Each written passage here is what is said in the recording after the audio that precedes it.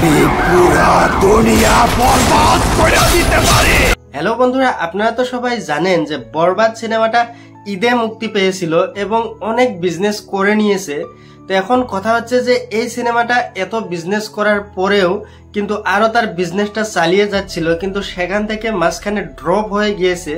সেটার কারণ হচ্ছে যে এই সিনেমাটা অনলাইন লিক হয়ে গিয়েছে। হ্যাঁ বন্ধুরা, এই সিনেমাটা ফুল এইচডি কোয়ালিটিতে আপনারা দেখতে পারবেন। বিভিন্ন ধরনের সোশ্যাল মিডিয়াতে এই সিনেমাটা ফুল এইচডি কোয়ালিটি ঘোরাঘুরি করে বেড়াচ্ছে। ইউটিউব, ফেসবুক এবং কিছু ইলিগেল ওয়েবসাইট লিঙ্কে এই সিনেমাটা এখনো দেখা যাচ্ছে।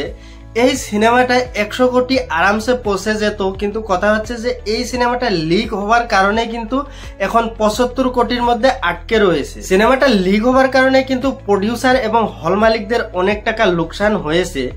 এই সিনেমাটা যেই প্ল্যাটফর্মের সাথে ডিল করা ছিল সেটা হচ্ছে যে নেটফ্লিক্সের সাথে এই সিনেমাটা ওটিটি ডিলটা হয়েছিল।